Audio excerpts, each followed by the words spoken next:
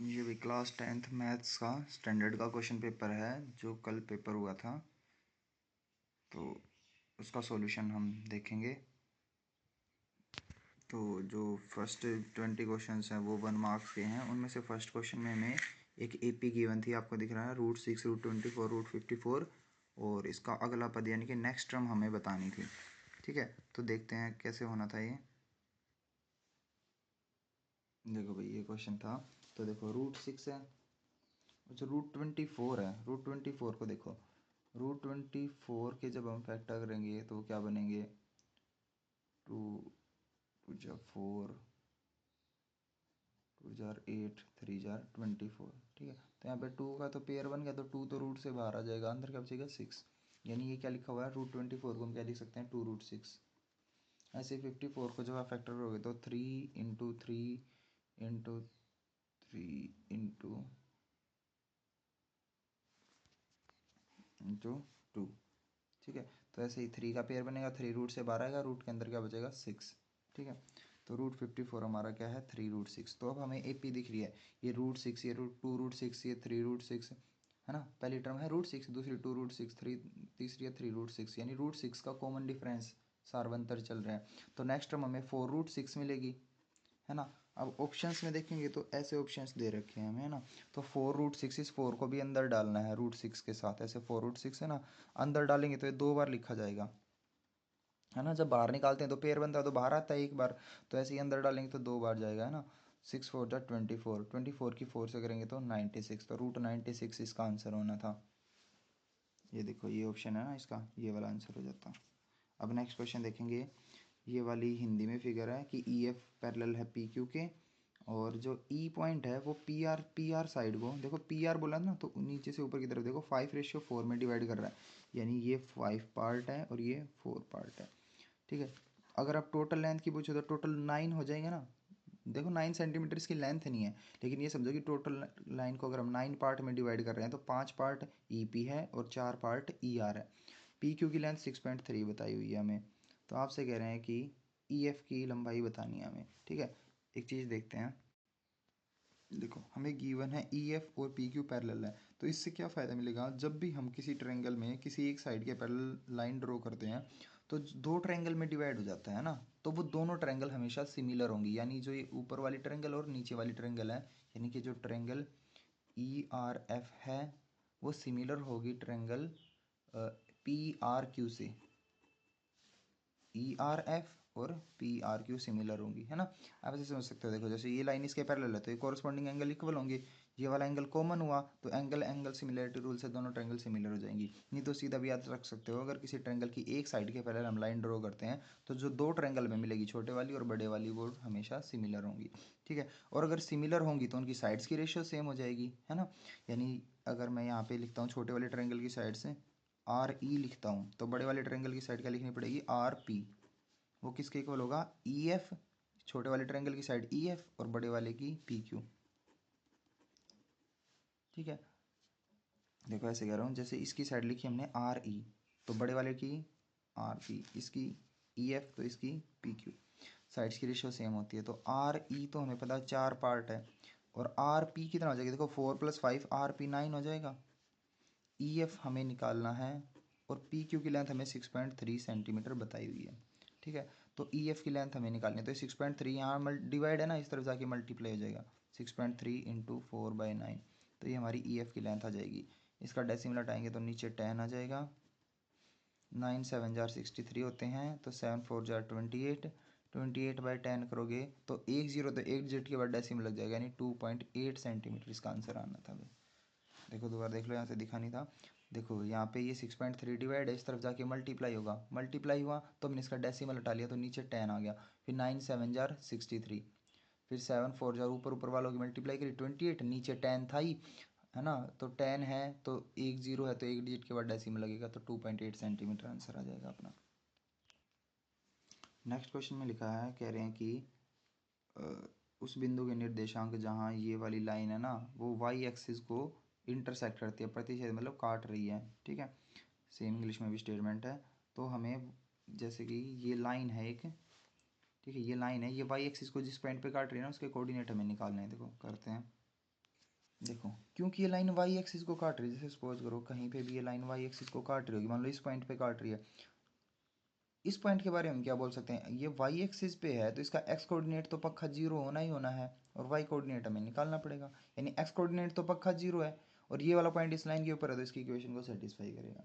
यानी इस लाइन में अगर हम x को जीरो पुट कर देते हैं तो y की वैल्यू भी हमें मिल जाएगी, तो x को जीरो पुट कर देते हैं इसमें, x तो श्योर है कि जीरो होंगे क्योंकि y एक्सिस को काट रहा है ना, तो y एक्सिस पे जाएगा, y एक्सिस पे जाएगा तो x कोऑर्डिनेट जीरो हो जाएगा उसका। तो x को जीरो पुट करते हैं, zero into four zero, minus two y plus five is equal to zero, तो माइनस टू वाई, ये प्लस फाइव है उस तरफ जाके माइनस फाइव हो जाएगा, माइनस साइन से माइनस साइन हम हटा सकते हैं, ये टू या मल्टीप्लाई उस तरफ जाके डिवाइड हो जाएगा, तो वाई की वैल्यू क्या आ गई 5/2, तो हमारा पॉइंट क्या बना 0,5/2, ये देखो 0,5/2 फर्स्ट ऑप्शन ही था। नेक्स्ट देखो साइन थीटा अगर a/b है तो कोस थीटा की वैल्यू हमें बतानी थी। देखो इधर साइन थीटा की वैल्यू a/b है, साइन थीटा क्या होता है परपेंडिकुलर अपॉन हाइपोटेन्यूज, यानी a हमारा परपेंडिकुलर और b है हाइपोटेन्यूज, और कोस थीटा होता है बेस अपॉन हाइपोटेन्यूज, यानी हमें बेस और हाइपोटेन्यूज की वैल्यू चाहिए। ठीक है, तो देखो हमें पता है पाइथागोरस थ्योरम से hypotenuse square equal to perpendicular square plus base square, hypotenuse क्या हमारा b है, परपेंडिकुलर क्या है a है, सॉरी यहाँ पे इक्वल टू का साइन आएगा ए स्क्वायर, और बेस हमें निकालना ही है। अब ये प्लस ए स्क्वायर इस तरफ जाके माइनस ए स्क्वायर हो जाएगा, तो ये तो बी स्क्वायर की वैल्यू आई है, जब स्क्वायर हटता है तो इस तरफ आके रूट लग जाता है, तो बेस हमारा आएगा under root b square minus a square, तो बेस हमारा क्या आया under root b square minus a square, और हाइपोटेन्यूज तो हमें पता ही थी क्या है बी, तो कोस थीटा की वैल्यू आएगी under root b square minus a square by b. देखो भाई नेक्स्ट क्वेश्चन में लिखा है यदि समकोण त्रिभुज ए बी सी पर समकोण है तो कोस ए प्लस बी का मान क्या होगा, यानी कि अगर ए बी सी एक राइट एंगल ट्रायंगल, और राइट एंगल कौन से पॉइंट पे बन रहा है सी पे, तो कोस ए प्लस बी की वैल्यू क्या होगी। तो देखो इधर सी पे 90 का एंगल बन रहा है, ठीक है, और ट्रायंगल में तीनों एंगल का सम 180 होता है, यानी 180 डिग्री होता है, तो ए प्लस बी का सम भी तो 90 होगा ना, तभी तो टोटल 180 बनेगा ना, है ना।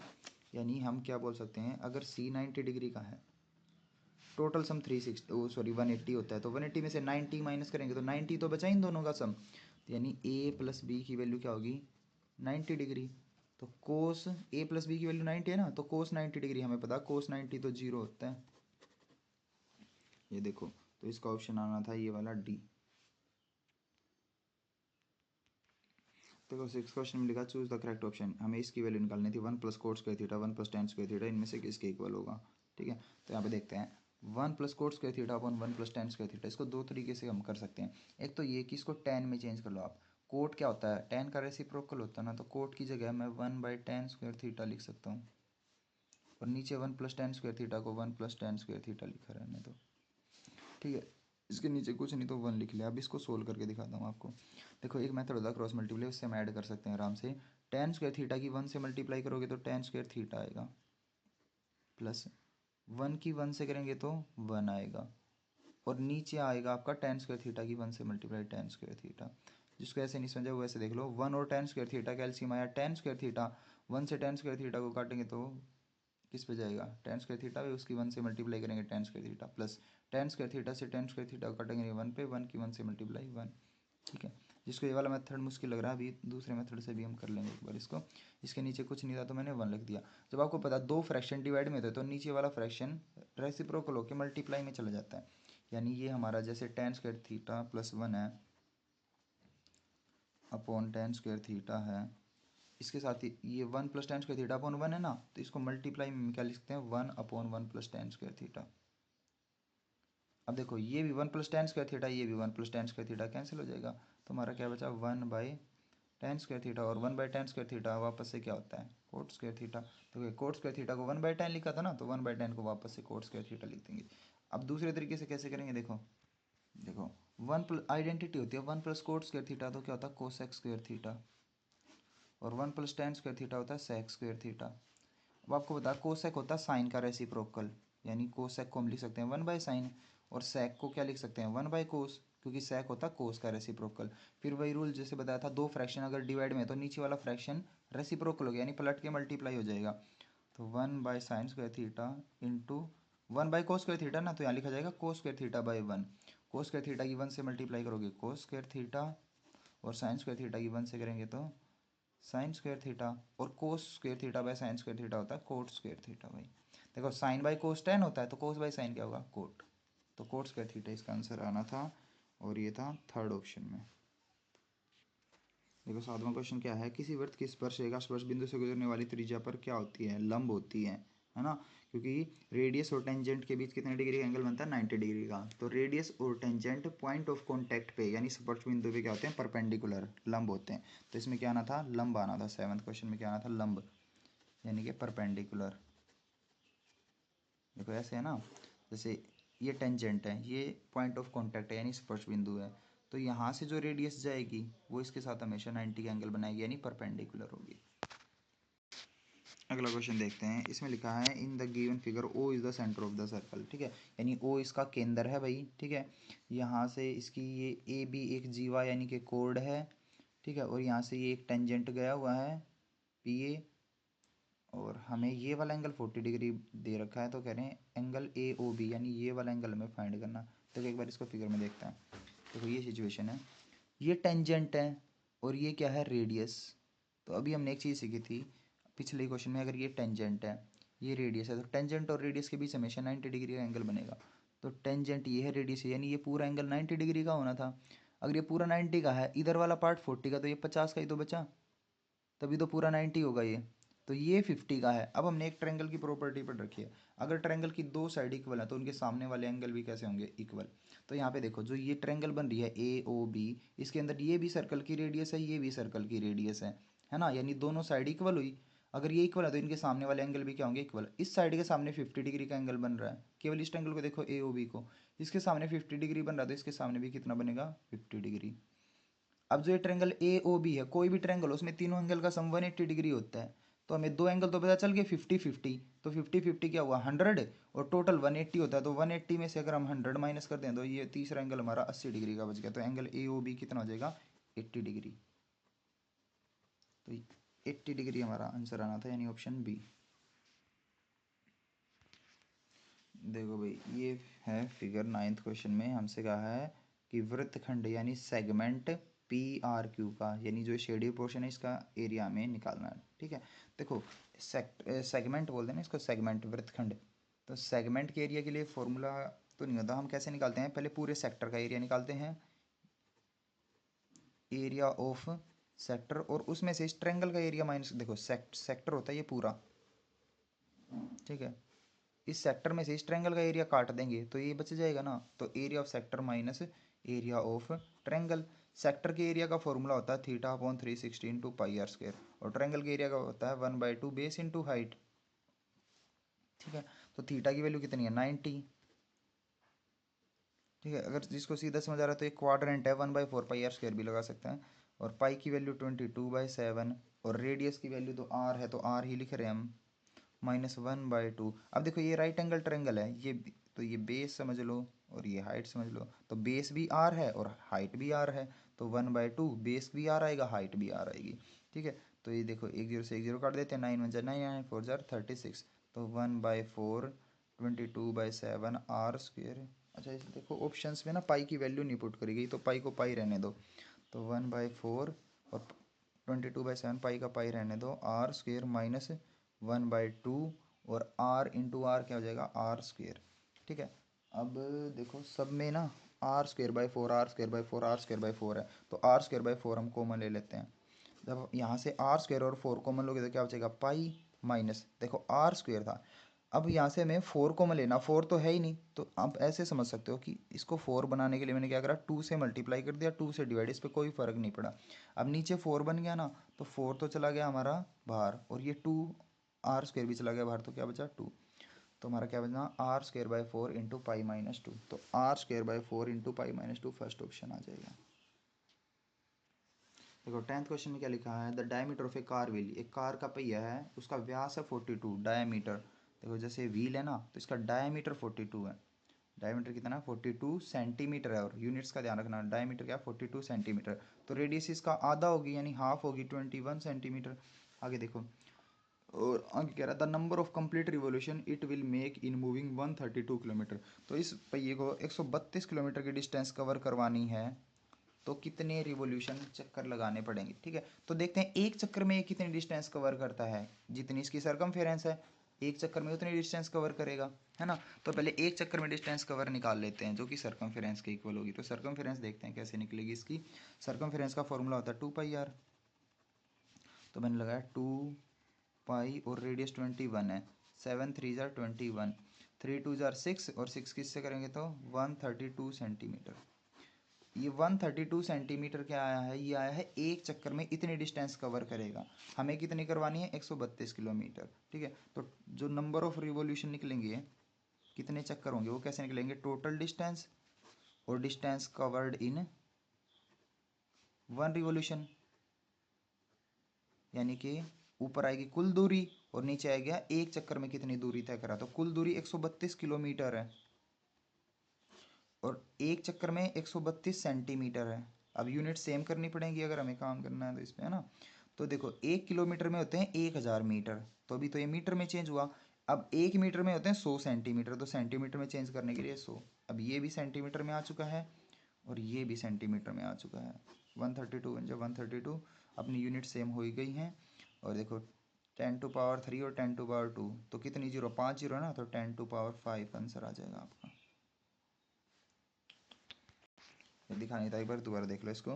जैसे मैं करता, जैसे 2πr हमने लगाया जिससे कि पता चल जाए कि व्हील एक चक्कर में कितनी डिस्टेंस कवर करेगा, इसकी सरकमफेरेंस यानी परिधि जितनी दूरी तय करेगा। तो 2πr मैंने लगाया, 2 लिखा, पाई की वैल्यू 22/7 और डायमीटर 42 था, तो रेडियस इसका आधा होगी, हाफ होगी 21, तो रेडियस की जगह 21, 7 3 21। जब इनकी मल्टीप्लाई करी तो 132 सेंटीमीटर आ गया, मतलब एक चक्कर में व्हील जो है वो 132 सेंटीमीटर की डिस्टेंस कवर कर देगा। अब हमें पता करना है टोटल कितने चक्कर लगेंगे, तो उसके लिए क्या करेंगे हम, कुल दूरी को यानी टोटल डिस्टेंस को और डिवाइड कर देंगे एक चक्कर में कितनी दूरी तय कर रहा है उससे। तो टोटल डिस्टेंस 132 किलोमीटर करवानी है ना, तो 132 किलोमीटर और एक चक्कर में 132 सेंटीमीटर कवर कर रहे हैं। ठीक है, तो 132 किलोमीटर डिवाइडेड बाय 132 सेंटीमीटर। अब किलोमीटर से हमें पता है 1 किलोमीटर में 1000 मीटर होते हैं, तो 132 को 1000 से मल्टीप्लाई कर दिया तो मीटर में चेंज हो गया, लेकिन हमें सेंटीमीटर में लाना, यूनिट सेम करनी है ना। तो सेंटीमीटर में चेंज करने के लिए क्या करना पड़ेगा, 100 से मल्टीप्लाई, क्योंकि 1 किलोमीटर में 1000 मीटर होते हैं, तो ये मीटर में चेंज हो गया। अब सेंटीमीटर में भी चेंज करना तो इसको 100 से और मल्टीप्लाई करेंगे तो सेंटीमीटर में कन्वर्ट हो गया। अब 132 बन जाए 132 और ये 1000 इंटू 100 है, यानी 3 जीरो 2 जीरो 5 जीरो हो गया, तो 10⁵ आंसर आ जाएगा, यानी इतने चक्कर लगाने पड़ेंगे। तो ये रहा इसका ऑप्शन 10⁵। ठीक है, नेक्स्ट क्वेश्चन देखते हैं भाई। दो शंकुओं की ऊंचाइयों का अनुपात बता दिया, त्रिज्याओं का अनुपात बता दिया, आयतनों का अनुपात है, यानी कि उनकी हाइट की रेशियो दे दी है, रेडियस की रेशियो दे दी है, आपको उनकी वॉल्यूम की रेशियो बतानी है। ठीक है, देखो क्वेश्चन ये है, दो कोण है, कोण 1 और कोण 2, ऐसा समझ लो दो शंकु हैं, उनकी हाइट का अनुपात तो 1:3, उनकी रेडियस का अनुपात है 3:1 रेशियो। ठीक है, उनकी वॉल्यूम देखो, आपको पता कोण की वॉल्यूम जो होती है, मान लो ऊपर हम फर्स्ट कोण की वॉल्यूम लिखेंगे, नीचे सेकंड कोण की वॉल्यूम का फॉर्मूला 1/3πr² होता है ना, 1/3πr²। ठीक है, अब रेडियस दोनों की अलग अलग होगी ना, तो 1/3π, देखो ये तो कांस्टेंट है 1/3π 1/3π, ये तो यहीं कट जाएगा, लेकिन रेडियस और हाइट दोनों की अलग अलग है। तो इसकी रेडियस क्या है, पहले कोण की देखो रेडियस क्या है 3 और उसका करना स्क्वेयर, तो 9, और हाइट क्या है पहले कोण की 1 अपॉन, अब दूसरे कोण की रेडियस का स्क्वेयर, दूसरे कोण की रेडियस 1 है उसका स्क्वेयर हो जाएगा 1 और हाइट 3 है। ठीक है, देखो नहीं समझ आया, दोबारा देखो, ये पहले कोण की और दूसरे कोण की हाइट्स हैं, ये पहले कोण की और दूसरे कोण की रेडियस है, यानी अगर हम पहले कोण की बात करें तो उसकी हाइट 1 समझ सकते हो आप और रेडियस समझ सकते हो उसकी 3। ऐसे ही दूसरे कोण में हाइट तो है 3, और रेडियस है 1। ठीक है, तो हाइट 1 और रेडियस 3 लेके मैंने करा πr² लगाया, तो 1/3π 1/3π कॉन्स्टेंट था, ये तो कटना ही था, तो r² लगाया, r क्या है हमारा 3, तो 3 का स्क्वेयर इंटू h यानी 1, नीचे भी रेडियस 1 है, 1 का स्क्वेयर 1 ही रहेगा, इंटू हाइट 3 है। अब 9/3 है, कैंसिल करेंगे, 3 3 जार 9, तो 3:1 आ जाएगा अपना, 3:1। देखो डी ऑप्शन था, ये आना था इसका। देखो इस क्वेश्चन में हमें बताया कुछ आंकड़ों का बहुलक तथा माध्य यानी मीन मोड और मीन आपको बता रखे हैं, ये मोड है, ये मीन है, ये बहुलक है, ये माध्य है, तो उनका हमें माध्यक निकालना है, ठीक है, यानी मीडियन हमें निकालना है। देखो इसके लिए एक रिलेशन होता है कि mode is equal to 3 median minus 2 mean. Mode is equal to 3 median minus 2 mean, यानी ये क्या है, बहुलक है, 3 इंटू माध्यक माइनस 2 इंटू माध्य है, ये रिलेशन होता है, ठीक है। तो जो जो वैल्यू आपको पता लिख दो फटाफट से। एक तो हमें इसमें मोड की वैल्यू बताई हुई है 12.6, 3 इंटू मीडियन तो हमें निकालना ही है, माइनस 2 इंटू मीन की वैल्यू बताई हुई है 10.5, ठीक है। तो ये लिखा 12.6, 3 मीडियन माइनस 2 की 10.5 से मल्टीप्लाई करोगे तो ये हो जाएगा 21, 21 हो जाएगा। अब 21 यहाँ माइनस है, इस तरफ आके प्लस होगा, तो 21 में 12.6 प्लस करो, 21 में 12.6 माइनस करोगे तो ये हो जाएगा 33.6। अब ये 3 यहाँ मल्टीप्लाई इस तरफ आके डिवाइड होगा, इसको 3 से डिवाइड कर दो, आपकी मीडियन की वैल्यू आ जाएगी। तो 3 से कैंसिल करते हैं, 3 1 जा 3, 3 1 जा 3, 3 2 जा 6, तो 11.2 आ जाएगा अपना। तो देखो 11.2 ये रहा बी ऑप्शन, तो ये आंसर हो जाएगा इसका। देखो नेक्स्ट क्वेश्चन में है ना, ये हमें दे रखी थी टेबल, और हमें इसमें क्या करना था, मोड क्लास यानी कि बहुलक वर्ग बताना था, ठीक है। देखो ये क्या है, बिलो 10, बिलो 20। अब देखो इसमें एक बात सोचने की, जैसे बिलो 10 3 है, यानी 10 से कम 3 है, और 20 से कम कितने हैं, 12। जो 20 से कम है वो 10, सॉरी, जो मतलब जो 10 से कम है वो 20 से कम वाले में भी मानने जाएंगे ना। जैसे कि मान लो कोई 5 है, वो 10 से कम है, लेकिन वो 20 से भी तो कम है ना साथ साथ, ठीक है। तो मैं आपको ये समझाना चाह रहा हूँ कि जैसे बिलो 10 है 3, बिलो 20 है 12, तो बिलो 20 में बिलो 10 वाले भी तो इंक्लूड हो गए हैं ना। यानी मैं आपको ये समझाना चाह रहा हूँ कि ये क्या है, हमारी कम्युलेटिव फ्रीक्वेंसी है, संचयी बारंबारता है ये, ठीक है। तो देखो इसको इंटरवल बनाते हैं, जैसे मैंने बनाया 0 to 10, 10 to 20, है ना। जैसे 10 से कम था, 10 से कम मैंने बना लिया 0 से 10, ठीक है। फिर 20 से कम 20 से 10 वाले बना लिए, तो ये हमारी क्या है, सी एफ। अब इससे फ्रीक्वेंसी निकालनी है, यानी कि बारंबारता निकालनी है। देखो जब हम संचयी बारंबारता यानी क्युमुलेटिव फ्रीक्वेंसी निकालते थे, तो पहली फ्रीक्वेंसी एज इट इज लिखते थे और बाकी ऐड करते जाते थे, नेक्स्ट नेक्स्ट नेक्स्ट। अब इसमें क्या करना पड़ेगा, आपको माइनस करते जाना पड़ेगा, है ना, ऊपर वाली में से। जैसे 12 माइनस 3 करोगे तो 9 आएगा, फिर 27 माइनस 12 करोगे तो 15 आएगा, और 57 में से 27 करोगे 30 आएगा, 75 में से 57 करोगे तो ये आएगा, 15 - 7 किया तो 8 मिला, और 6 - 5 किया तो 1 आया, इसमें से माइनस किया तो 5 आया। तो ये हमारी क्या आ गई है, फ्रीक्वेंसी आ गई है। अब मॉडल क्लास वो होती है जिसकी फ्रीक्वेंसी सबसे ज़्यादा हो, तो सबसे ज़्यादा फ्रीक्वेंसी हमें 30 दिख रही है, तो ये हमारी मॉडल क्लास होगी। अब क्वेश्चन में पूछा था मोड क्लास कौन सी है, तो मोड क्लास कौन सी हुई हमारी, 30 से 40 वाली।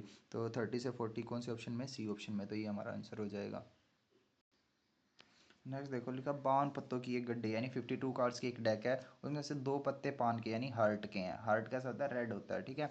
4 पत्ते हुक्म यानी स्पेड के हैं, 4 कार्ड्स स्पेड के हैं, स्पेड ब्लैक होता है, ठीक है।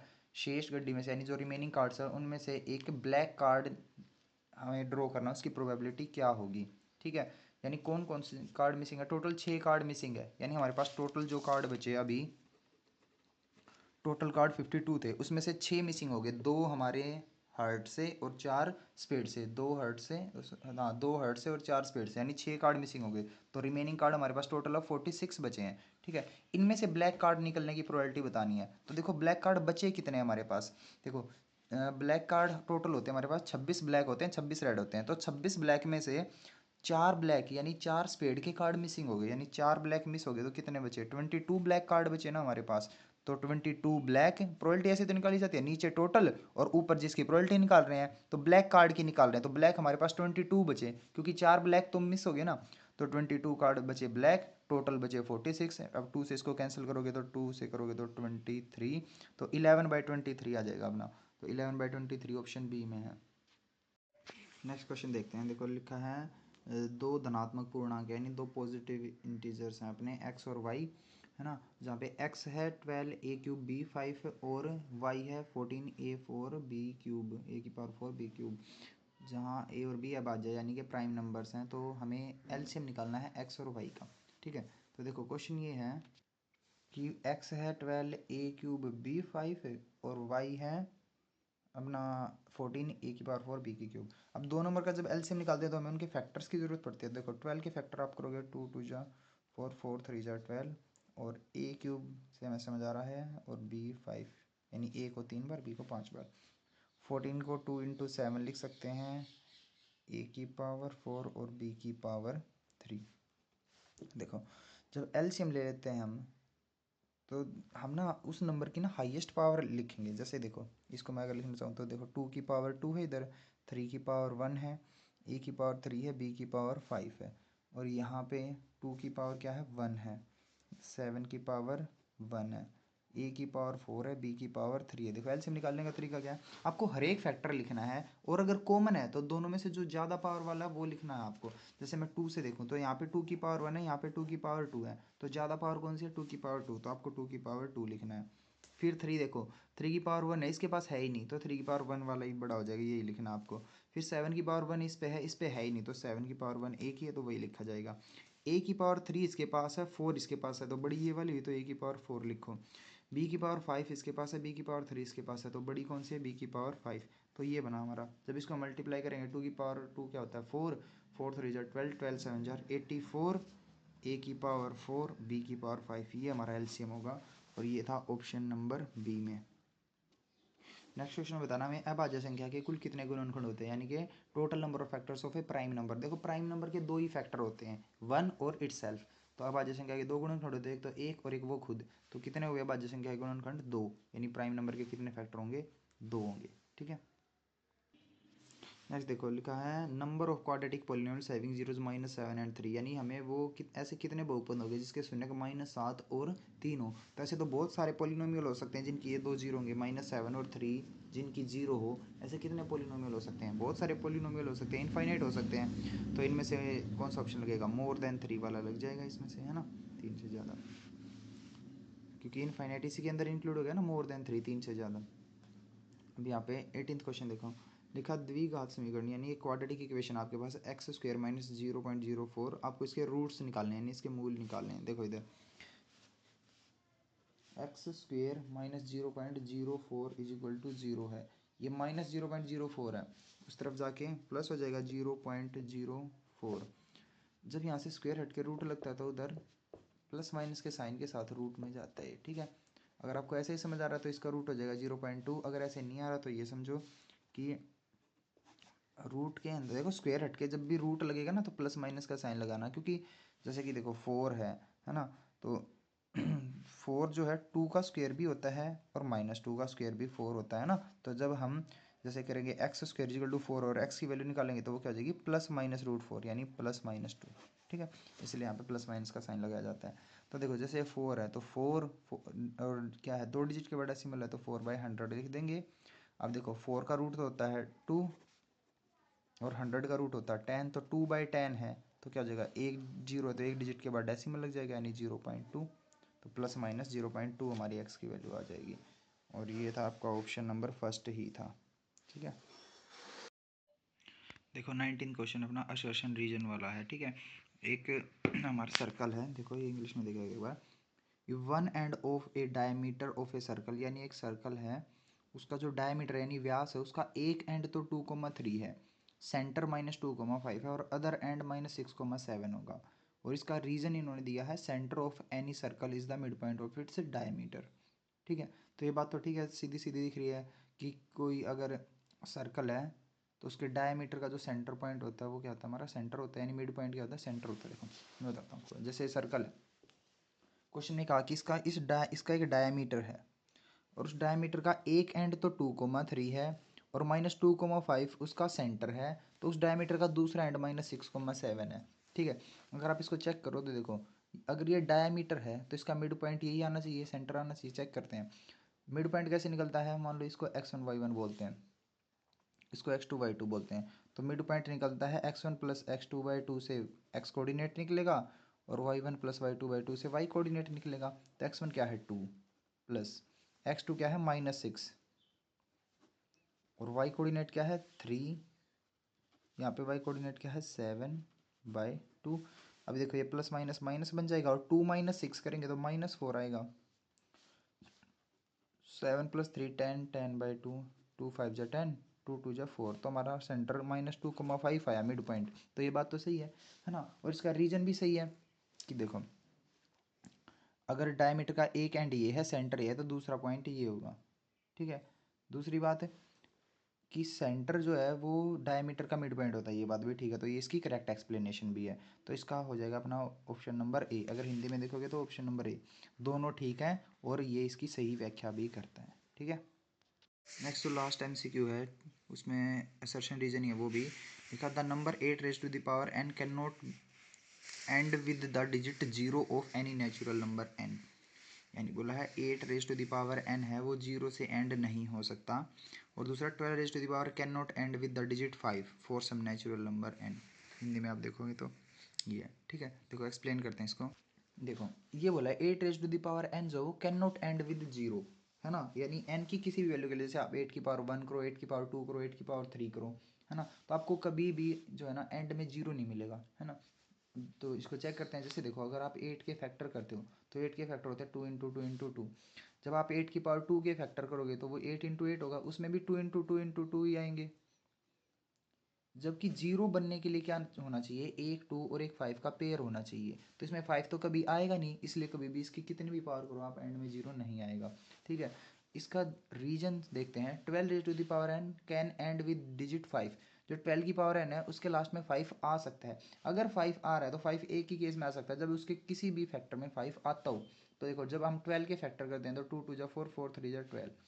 तो 12 के जो प्राइम फैक्टर होते हैं वो 2 2 3 है, इनमें कभी 5 आता ही नहीं। तो इनके किसी भी कॉम्बिनेशन से 5 कभी नहीं बनेगा, नहीं बनेगा। तो 12 की कितनी भी पावर करो कभी लास्ट में 5 नहीं आएगा, ठीक है। तो असर्शन हमारा ट्रू है, लेकिन रीजन क्या है, फॉल्स। तो इसमें देखेंगे असर्शन, देखो सी ऑप्शन है, assertion A is true but reason R is false. तो हमारा सी हो जाएगा, ठीक है। यानी कि ए सही है लेकिन आर गलत है।